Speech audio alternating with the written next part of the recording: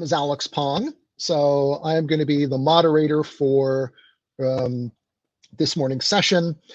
We have a terrific lineup of panelists talking about the ways in which companies and sort of other organizations have started to sort of use the space that's been opened up in the last couple of years by the pandemic, by sort of the Great Resignation and so on, and to think about ways in which we can sort of organize work or working conditions differently in order to make work better. Essentially, kind of reinventing the future of work as we get back to it. And in particular, what we're these panelists are going to be talking about sort of experiments in working hours and experiments with company ownership. But I think and I think there were a couple interesting things that run across both of those that we'll get into. I want to point people also in sort of your screens. There is sort of a tab for Q&A. And so what I'd like to encourage is if you've got questions to sort of write them in there. There is also the capacity to like other people's questions. So if, that can give us some indicator of the popularity of questions, so I can have some sense of what things people might really sort of be interested in hearing more about. So, but let me sort of explain who it is we have with us today. So I'm going alphabetically. Hilary Abel, who is co-founder of Project Equity, an organization about which I'll let her say more in a second.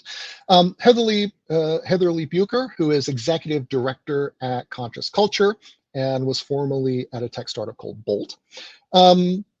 Tammy Oladipo, who is a content manager at Buffer, which is a web app that I think many of us probably are familiar with and use. And finally, Joanne Lee Wagner, who is VP of People Operations at Common Future.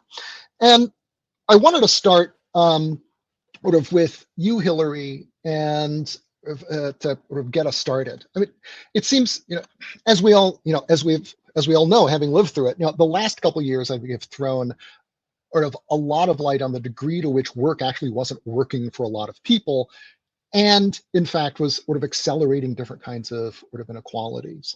And I want to start with, can you tell us a little bit, after you say a bit about Project Equity, what kinds of experiments you're seeing to address these? And kick us off, what things you seeing going on. Absolutely. Thank you, Alex. And hello, everybody. I'm just delighted to be here today. I've been to this conference in person a couple of times and always found it so invigorating and inspiring. So it's really a delight to be here and to be following on, Michael Bush, who's one of my most important teachers in my life, and also Uma, who is so inspiring. So Alex, thank you for putting this panel together. So I'll just briefly share that Project Equity is a nonprofit organization based in Oakland. We work in different parts of California and also about 7 different regions of the country now, promoting employee ownership, broad-based employee ownership in various forms. There's 3 main kinds, and if there's interest in the Q&A, I can say more about that, or folks are welcome to visit our website. But our mission is to increase economic resiliency with low-income communities, so really focused on low-wage workers and middle-wage workers by scaling up employee ownership, because it's such a proven beneficial model for business. It makes businesses and workers and communities stronger. So we work on that in lots of different ways and have been around 8 years now. Okay. Please keep going. Yes. Yeah. So I'm, happy to just share some initial comments. We do have a really interesting vantage point. We work with a couple hundred business owners each year, understanding their business, consulting with them, hearing about what they're working on. And we've helped dozens of businesses transition to employee ownership. And we also interact with stakeholders like all of you in the room and partner with folks all around the country. So we do get to see a lot of really interesting experimentation. Just really quickly, I'll just name some of the trends that I think this experimentation is happening in response to. So Uma and Michael spoke to them, of course, but the increasing recognition of the severe income and wealth inequality and the racial wealth gap, which has continued to worsen. We know that some of the ways that people have built wealth in this country, ordinary people, not the wealthy, through housing, for example, have been eroded in the Great Recession and since. And the financialization of the economy has meant that a dramatically lower proportion of the wealth that businesses generate and corporations goes to the people who do the work in those companies, and much more of it goes to the investors.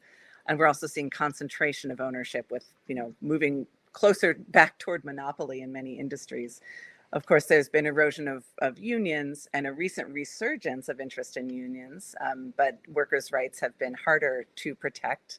And the outsourced labor, contractors, gig workers, most workers in our economy still are employees, but those trends toward less formal labor and outsourced labor are really important. And then we have the erosion of democracy that Uma alluded to, and the increasing polarization economically as well as politically.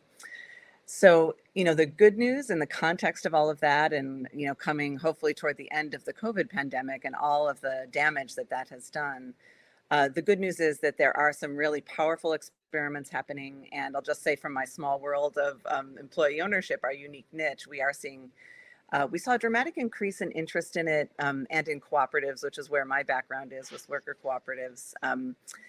Since the Great Recession, just business as usual was no longer appealing to people. And now, of course, with COVID, everything we've spoken about, the interest in alternatives is so much greater. So some of the trends we're seeing, in addition to what other folks will speak about in terms of, work schedules and humane schedules at work and 32-hour work weeks, we've seen a lot of new experimentation in different ways of managing. So participatory management, open book management, where financial information is shared with employees, is becoming increasingly understood as valuable and necessary.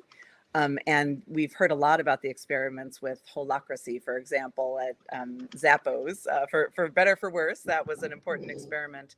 There's also something called sociocracy, and there's also just more people, even when they have management in their companies, which most of the companies we work with do, kind of working with different ways of managing and leading together, and also more participatory workplace overall.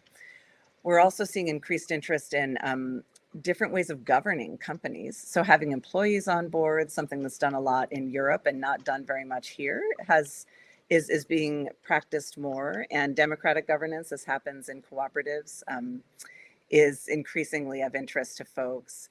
And lastly, I'll just say that the very ownership, and Michael made some really important and inspiring comments about equity. The reason equity is in our organizational name is because of the longstanding usage of sort of fairness and treating everybody well, as well as the racial equity, understanding of that word, and the financial equity.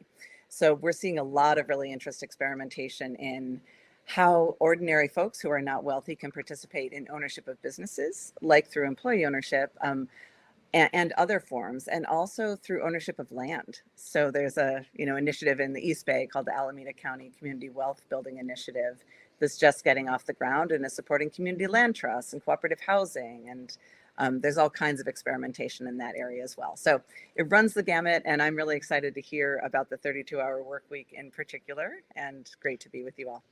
Thank you. No, this is terrific. And I sort of, as we go along, I want to try and come back and sort of connect some of these experiments to sort of some of the other things we'll be hearing about.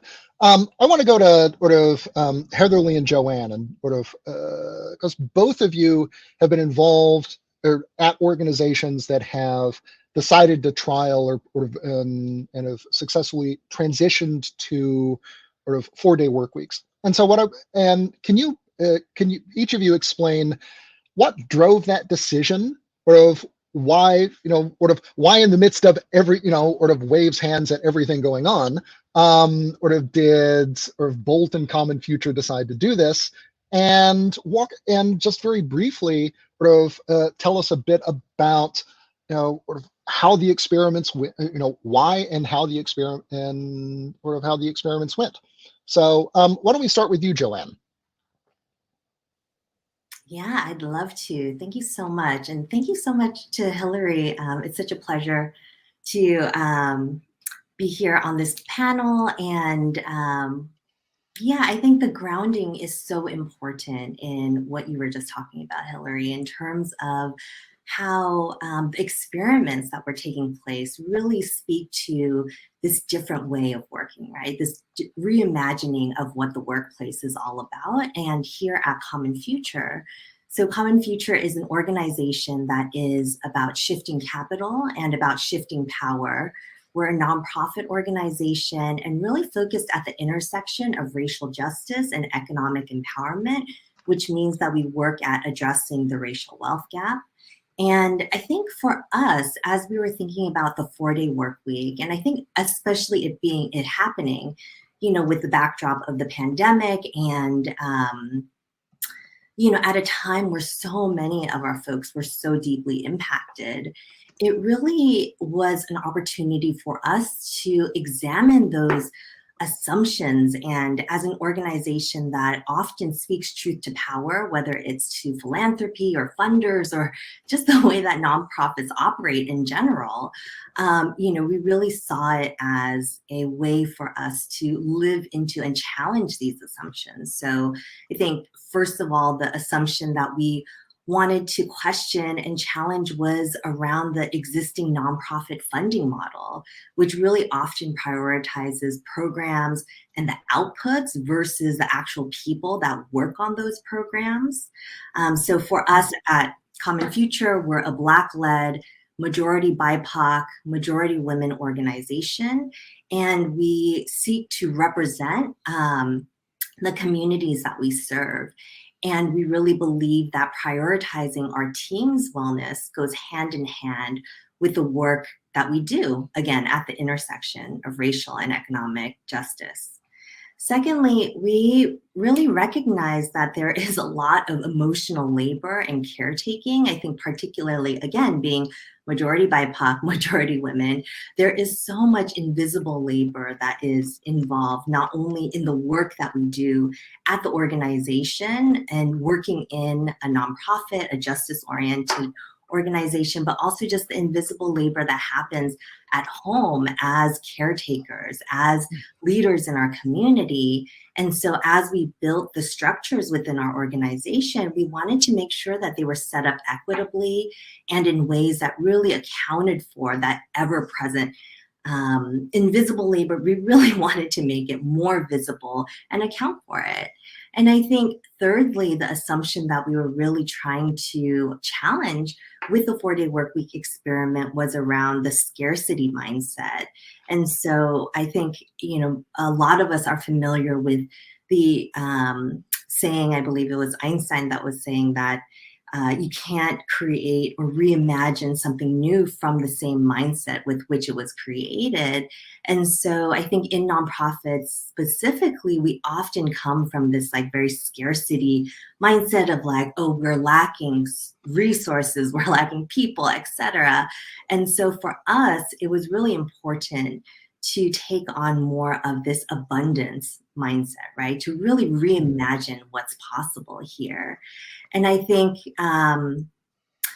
as we worked on this experiment, it was also really important for us as individuals in the organization who were all participating in this new experimental way of working with the 4-day workweek to not only do the external things like informing our partners or reducing our working hours, but really to challenge our own individual assumptions around work. So for me, as a second generation immigrant, I grew up seeing my parents working 6 days a week, 12 plus hours a day. And so, it really made me think about my first ideas of a work week were really bound within more of a 72-hour mindset versus much less a 40-hour or much less, a 32-hour work week. And so it really required me to challenge my own individual assumptions around work so that I could be a better leader and a better person at modeling what this experiment needed to look like. That's awesome. So, Hillary, Heatherly, what about you? It sounds like Common Futures was driven. Actually, it was a fairly idealistic kind of exercise. But what about Bolt? What was going on there? Sure. I'm so excited to be here and listening to all of you. It's a pleasure. I haven't attended this conference in the past, unfortunately. I think Hillary said one thing that kind of stood out to me, which is business as usual is no longer, I think you said, appealing. Um, I would say coming from more of the for-profit, and certainly most of my career has been in high tech and B2B software, for example. I would say not only is business as usual no longer appealing, it's not effective, right? And I think that has been a big lesson learned. So as Alex mentioned, I'm executive director of Conscious Culture. Conscious Culture is a corporate foundation sponsored by Bolt, the financial tech unicorn company. And, I can speak to both Conscious Culture later, but I think Bolt specifically right now, we both practice a 4-day work week, Conscious Culture being funded by Bolt, and Bolt also practices a 4-day work week. But they are intrinsically connected. So the why for Bolt, why did Bolt do a 4-day work week, goes to why did Bolt launch Conscious Culture as a movement to create companies that place people at the center of work, right? And encourage leaders to bridge execution with humanity. It's for the same reason. So Bolt, their 4-day work week really stemmed from what's good for business and good for people. And in particular, executive leadership last year was concerned about two things: productivity and burnout. And we're really kind of turning around in their head. We seem to have some burnout issues, right? Second year of the pandemic, a very growth-led, fast-growing high-tech company. And yet we need to be productive, obviously, right? We have investors, we have things that we must deliver, we have customers, right? So they started kind of turning around and looking at what they could do. And Ryan Breslow, who is now the chairman of Bolt, but was at the time the CEO, and he is the founder of Bolt, does a lot of reading. And apparently in his reading, he was really thinking about forcing functions, right? How do you get teams to work smarter and more effectively? And so in his reading, he wandered around this idea of, could we use time as a forcing function, right? And so that's really was the hypothesis, is that if Bolt use time as a forcing function, then people would be more productive, but also achieve a better life-work balance, right?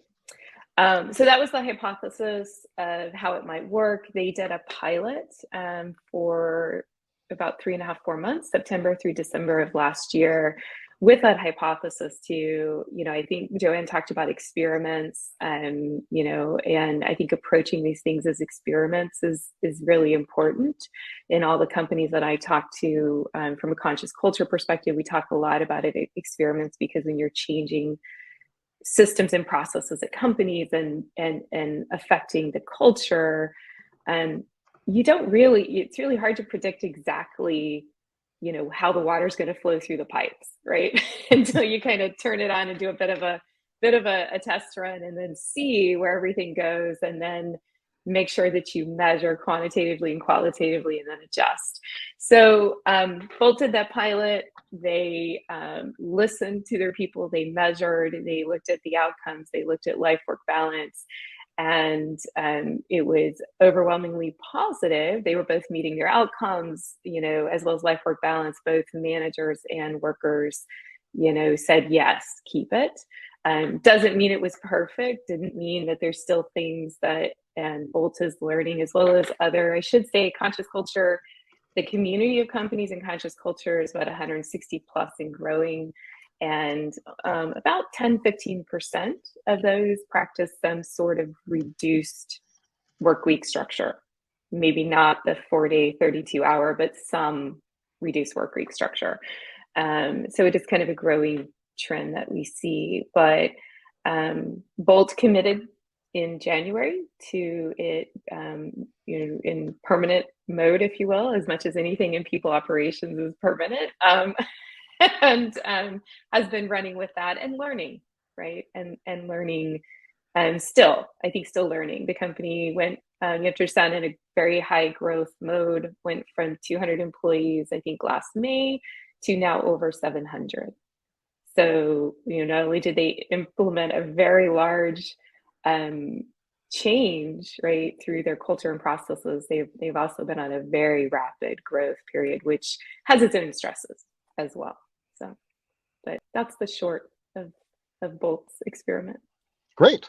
So, I mean, I think it's one thing that jumps out at me sort of across these stories is that, these are sort of, so often we look for, or we're kind of trained to think about issues around burnout and work-life balance and so on as sort of individual challenges that require individual responses, right? This is what happens, this is basically stuff that's happening like in my life, in my body, sort of the particularities of family challenges, et cetera, are sort of so specific that sort of that each of us can only solve them by ourselves.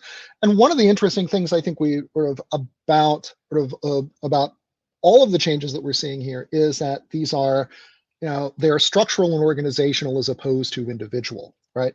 They may improve all of our lives, but however, I think they demonstrate the degree to which actually like collective action is a really potent form of self-care.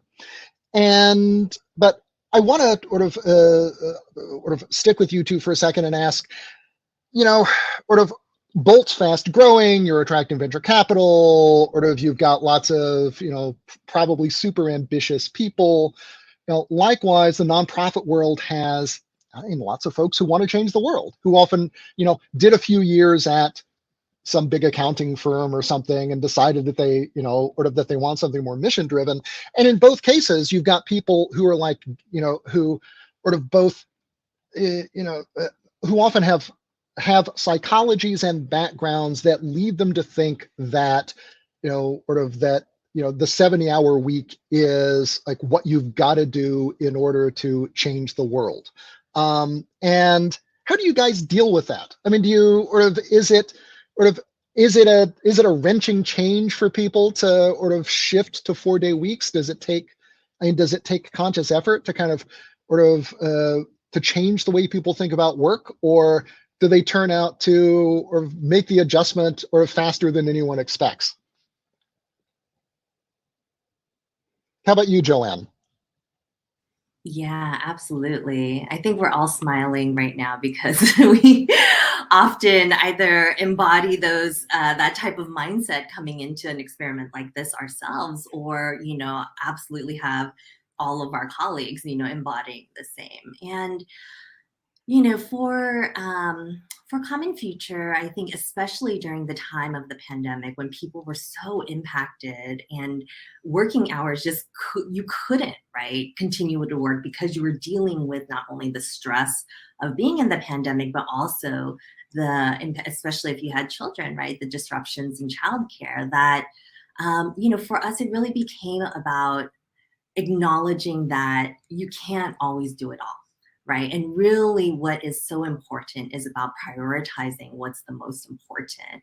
And so that thinking, that mindset really then enabled us to move more fluidly into a 4-day workweek experiment, because we've been talking about, and modeling from the top down, from the bottom up, this way of, and this language starting really with the pandemic around prioritization. And so as we started with our 4-day workweek journey, it had to be very intentional, because the constant mindset is one of productivity and is one of, the like 70+ hour work week to make an impact. And therefore, for us, there were 3 things in particular that we did to begin setting ourselves up for success. And, one was an essential job description where each individual in the organization wrote down, their role's purpose, as well as the essential, work that they were responsible for. Mhm. After that essential job description was created across the organization, myself as well as our COO, Jennifer Jugunya, read all of them and then recalibrated and made sure that workloads were balanced across the organization. And then thirdly, there were trainings that we held on the concept of essentialism so that we began to create a shared language. And essentialism, the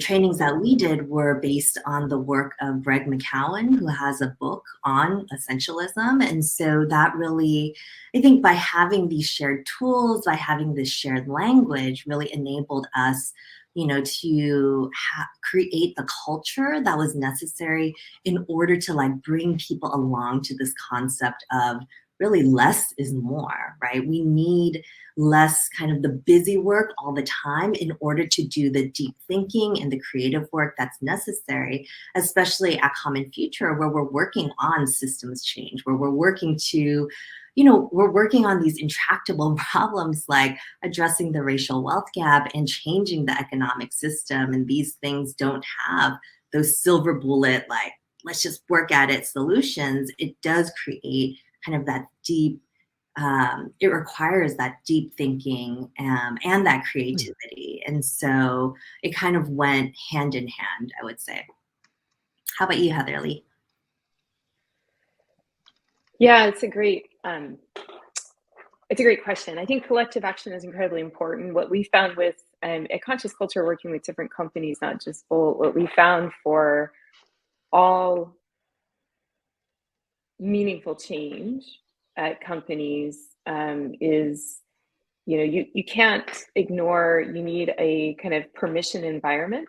As much as we might want to believe everyone is equitable at companies, there's organizational structures, there's hierarchies, there are people who, whether are or not in a more privileged position, are perceived to be so, right? If you're younger in your career, if this is your first job full time, you're going to be potentially more hesitant if you don't see things modeled, if you don't feel you have permission, if you don't see that transparency. So I think, what Bolt has found, and I think many other companies we work with, is it hard, for example, to deprogram, as Alex said, deprogram your brain? Yes. I mean, for heaven's sakes, I'm supposedly leading the charge of a movement. And when I stepped in and they said, oh, you're working a 4-day week, I did not know. The first Friday was really uncomfortable. Actually, really didn't know what to do with myself. The second Friday was not that much better. By the third Friday, I was like, I got to take a step back and understand what's going on. And it was a behavioral. So, there's certainly what the company or the organization needs to do in that collective action, and modeling from top down, I think is so important. Leadership and, that kind of realization that you need to make sure through your modeling, you're giving permission. But there's also, I love what Joanne was saying about having a common, whether it's essentialism or something else, a common model and vocabulary, right, to talk around.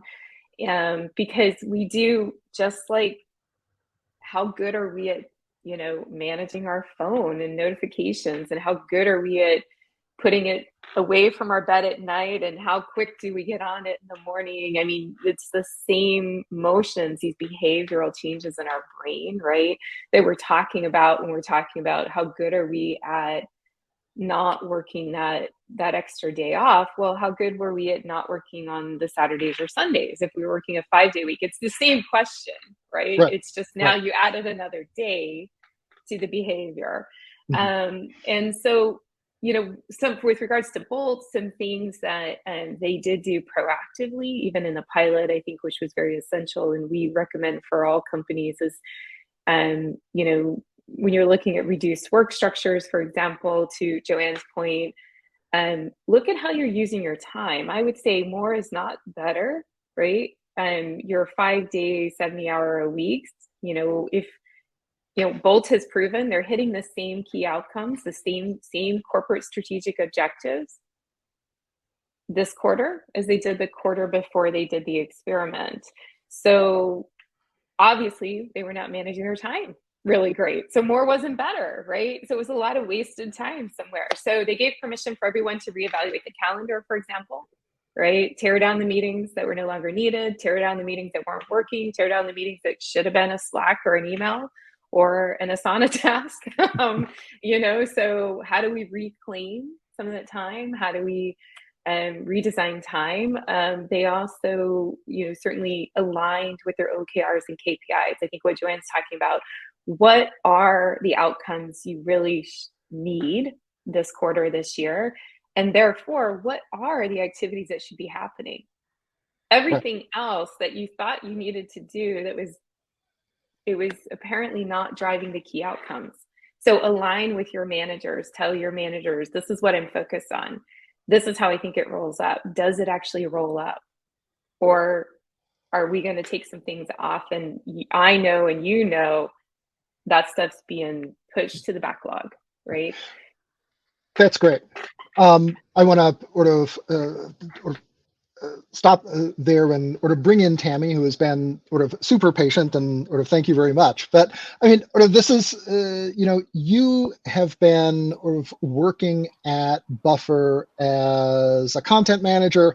Buffer's been doing a 4-day week, as I understand it, since 2020. And so I wondered, can you share some of how things have been going at Buffer, and what the experience of working a 4-day week has been like for you? Like, what do you do with your extra day? How, has it really made a difference in either like how stressed you are with your work, or, do you have more time to recover? Give us a sense of what working a 4-day week has been like for you. Yeah. Hello, everyone. So nice to be here. Really been enjoying the talks, and I think everyone has really spoken from a top level organizational perspective. I have the employees' perspective to share, and I think Buffer's experiment with the 4-day work week, it started out as an experiment. Everything is fully documented on the blog, which is also one of the things that drew me to working at Buffer.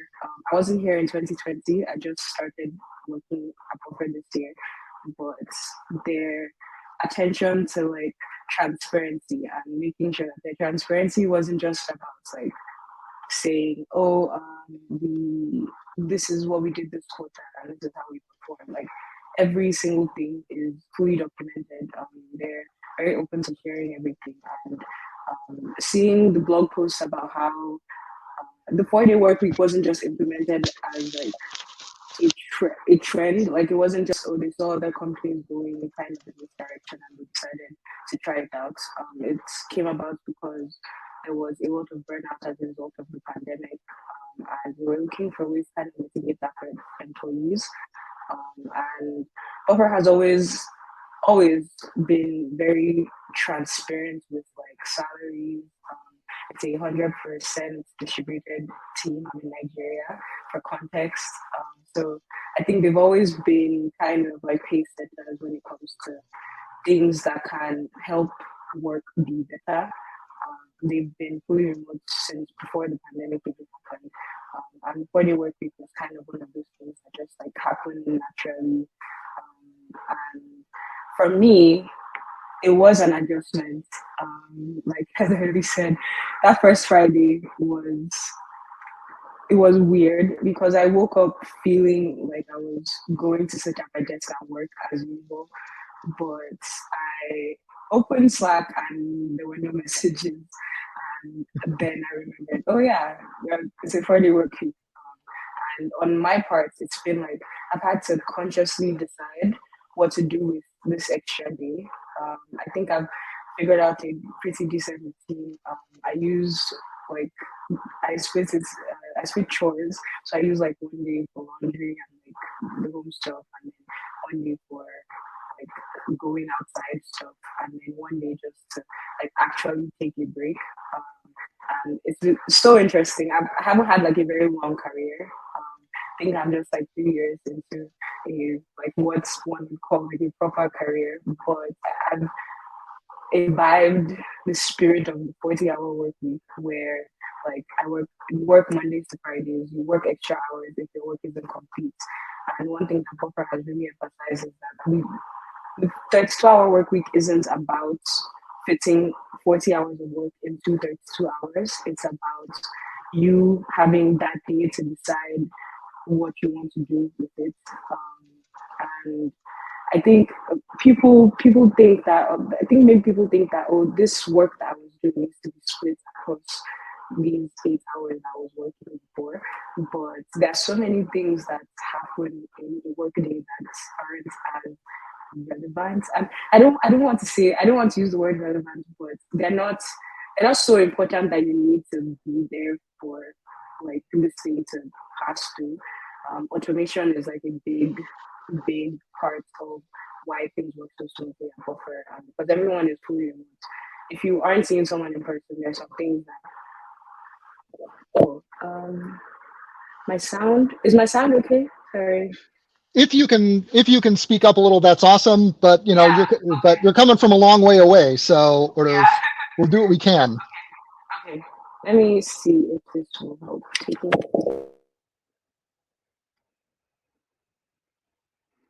We're switching out headphones. Yeah. Is this better? Wow. Is this Yeah, I think that's great. Yeah. Yeah, Okay. keep going. Awesome. Okay.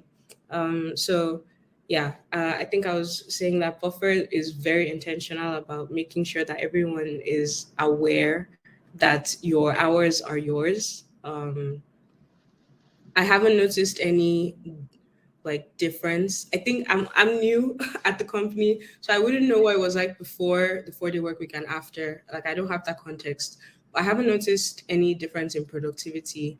The company is doing just as well, if not better, than it was when they were running a 40-hour work week, and people just seem so much freer. Like you'll always see like someone is going to Italy or someone is in Spain and then they're in another country, and travel of course is like a big part of why people like working at remote companies. But I think having that extra day is also like you have time to just like explore these new places that you're visiting, and you're not limited to the time after work, the time on the weekends.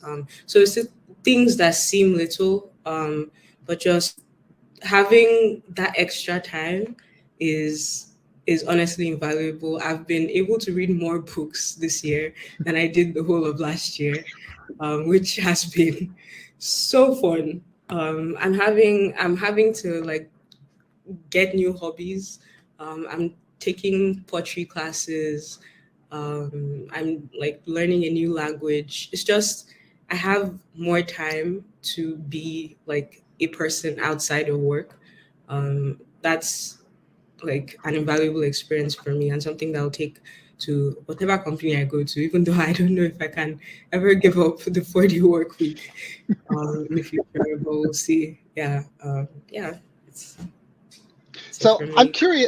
I'm curious whether like one of the things that lots of people like about work is right spending time with other people, sort of the kind of social life of the office. Is that is that something that's sacrificed when you move to a 4-day week, or particularly in this era when we're doing more remote work? Or are there things that you guys are doing in order to make sure that you kind of know who your colleagues are and know them as people?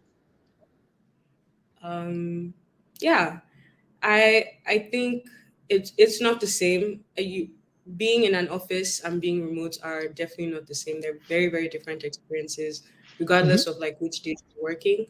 And there's definitely something about that, like Friday, like after work, like happy hour thing that some companies do.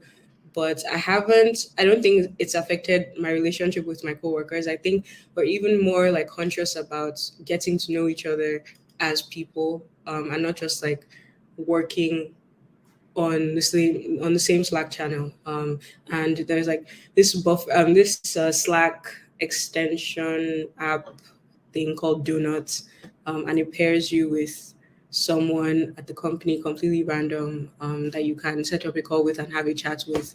That also like helps you connect with people that aren't on your team.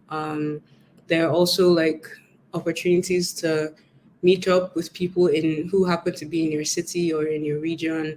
But definitely, like I think people are just more conscious that you have to create those experiences. Like you actually have to think about it. If you are certain that if you don't try, you won't ever see this person physically. You may not see someone on your team like on a video call or physically. The whole like you may work there for 2 years and you may miss that opportunity. So I think people are just a lot more conscious about creating those experiences, which means that I mean it feels like okay, like someone actually wants to speak to me. We're not just speaking to each other because we happen to be in the same environment. Like there's intention. Again, that word keeps coming up, but there's intention behind trying to see people, meet people outside of work. Yeah, it feels good to just generally, yeah. I'm curious also, how important was a 4-day week in your choice to go to Buffer, or was it a big thing or what? Yes. There's there were a lot of reasons. Buffer is one of the top remote companies in the world. It's a pretty small team as well, but they are very well known as being one of the top remote companies. So that was like the next company I moved to had to be remote. That was a big part of why I applied. But seeing the 4-day work week and also just like connecting with Buffer's values in general, transparency is a big one. um, so those were kind of the catalyst. But the 4-day work week helped so much because I couldn't before working at Buffer, I couldn't imagine what it would be like to have Fridays off. And now that I have had how many like 8 since I started, 8 Fridays off, it's been it's been awesome, also challenging. It's just like weird not working Fridays when everyone else is working Fridays. I've had to decide that my Fridays can't be for social activities because no one is ever available. But the 4-day having a 4-day work week definitely influenced my decision. Yeah, I think it would influence anyone's decision really. Sure. Okay, so last question was, the a variant of what I'd put Heatherly and Joanne, which is, often when you join these kinds of companies, there's an expectation that, you're going to do super long hours, and that in a way, that's one of the ways that you show that you're professional and you're dedicated and you're passionate about your work. It's also assumed when you're young, you can learn, like your learning curve is steeper if you're spending more time at the office. And so, what's your sense? What's your sense of this at Buffer? Is like the fact that there is more intentionality, more documentation, or more transparency around processes. Does that, you think, kind of make up for the fact that you're not, sleeping under your desk, in terms of, helping you develop as a, as a writer or as a,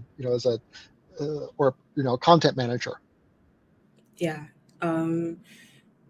I have been at the stage of sleeping under the desk, working super long hours, just not leaving the office. I have had to sleep at an office when I worked with one in Nigeria. I've had to do that before. So the contrast is that the transparency and documentation and like intentionality, it all helps. But I think there's also just like being driven personally, when you enjoy your work and you feel like you're being given the resources, the like space to learn new things. I think that also helps with the newness, like being new in a career. Buffer has like very dedicated funds for conferences or courses, things that are related to your role that could help you grow. Because of course we work remotely, so there are many opportunities for in-person conferences. But for me, personally, I've always been very driven to learn new things. So if I recognize that there's a skill I'm missing, I'm more likely to chase it myself. For people who aren't as self-directed, I think the emphasis on, okay, we have this thing available, we have these resources for you, this is how you can take advantage of them. Just communicating that to employees can also be a really big part of like making that learning curve a bit smoother for newer people, newer to their career.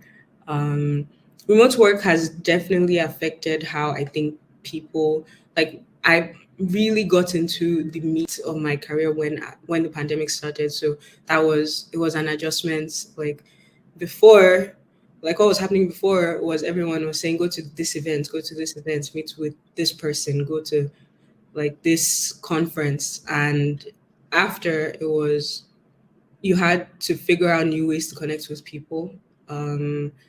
Making sure that people know how to do that and how like the company can help with those things, whether it's financially or just like bringing this knowledge to you and saying, oh, this is how you can do, like you can network with people if you want to, or this is how you can learn this new skill. I think just doing that can also really, really help with making the learning curve smoother, I guess. But for I've I didn't have that problem. Apart from like there's the financial aspect, which is fantastic that Buffer helps with that, but there are many ways for people to grow their career remotely. I don't think it shouldn't be a problem.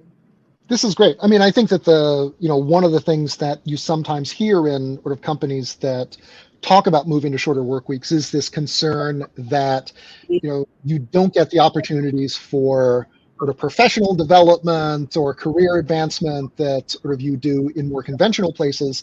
And I mean, I think that that there certainly would be ways of implementing it poorly, but it sounds like there actually are ways to do it that are both, that allow people to have more sustainable careers, to develop as professionals, but also at the same time to also have lives.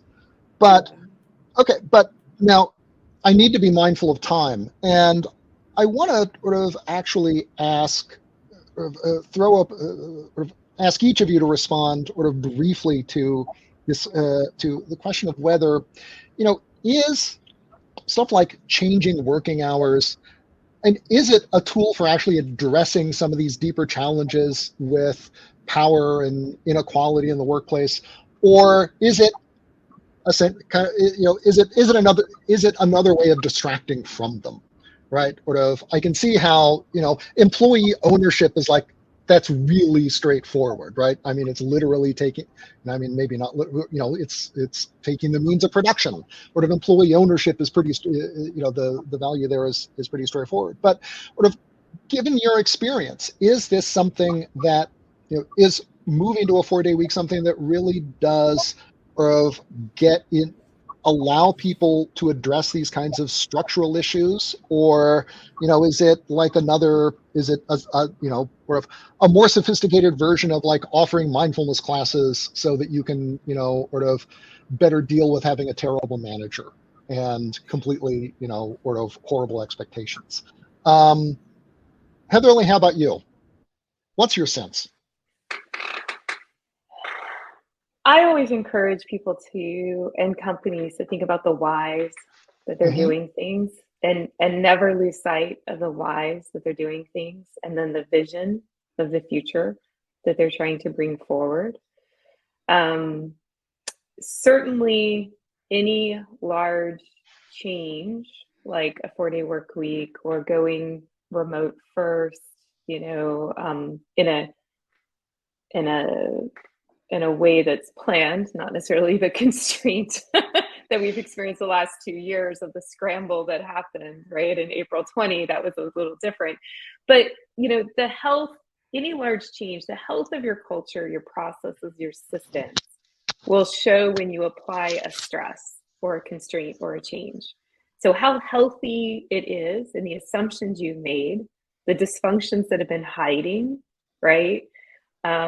those will come to play, right? Like I said, I come out of a long background of enterprise software implementations for small startups all the way to Fortune 100s. And implementing software is frankly very analogous to implementing change in your culture and your work processes, right? When you start making a drastic change is when you find out that the assumptions you've made may be incorrect, right? May be wrong about what you think was happening or what should be happening or what you would like to have happen. And then going back to what are the whys? What do you actually need to have happen, right? It's so important because otherwise, there's these things are, implementing enterprise software system, you touch a lot of people's, territories and spaces, and they get a bit, up in arms. When we step into people's lives, right, and culture change, how much more, right, emotional is it? How much more important is it, right, than this ERP we're implementing or CRM, right, and ripping away. So, again, my advice is remember the whys, right? Do the experiments, have the vision, and that will, to your point, Alex, hopefully avoid performative actions, I think, which is what you're talking about. Yeah. So on that, okay, thinking about the whys, that's a great piece of advice for sort of organizations that sort of are just getting started. And Joanne and Hillary, for sort of, if you had to sort of give like one piece of advice about things that sort of companies or leaders should be thinking about as they're thinking about either sort of shortening working hours or making other big other big kinds of changes, what would you tell them to think about first? Joanne, how about you? And then we'll go to Hillary. Yeah, absolutely. I think really if we're thinking about the Great Awakening and how we're redefining work, I really believe that we're moving into a place where work is more defined around the trust, right, that employers and employees have. And I think that it cannot happen, that trust, without placing the equity lens front and center.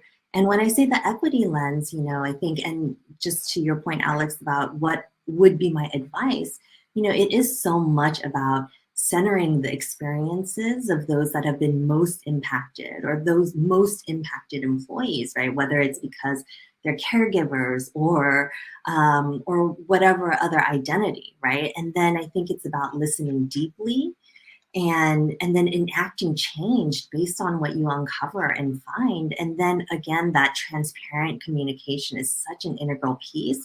Just like showing people like, hey, we can't change it all in one fell swoop, but this is the progress that we're making towards it. This is the work that we're doing. And I feel like that type of orientation is possible for any organization, no matter where you are in the journey of like whether you're absolutely kind of on the leading edge of being able to enact these big change initiatives or whether you're just more on the beginning places of your journey.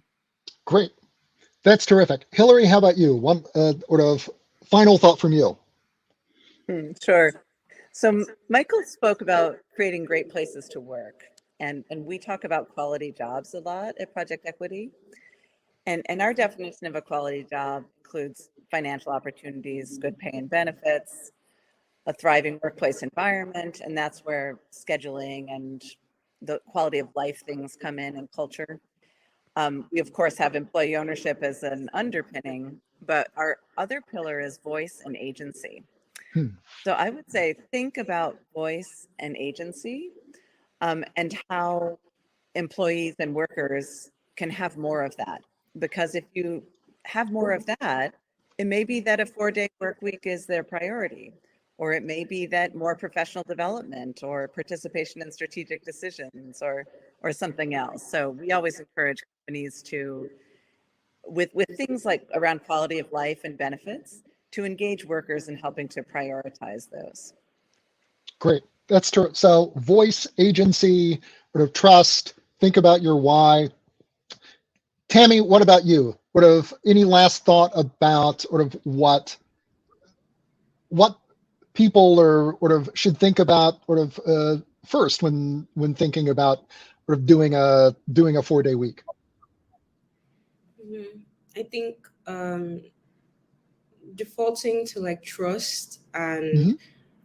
like making sure that everyone is just like the way Buffer has done, making sure that everyone is aware that this time isn't like 40 hours squeezed into 32. It's Mhm. 32 hours in a week that you work. And also just encouraging, providing resources is also like a big part.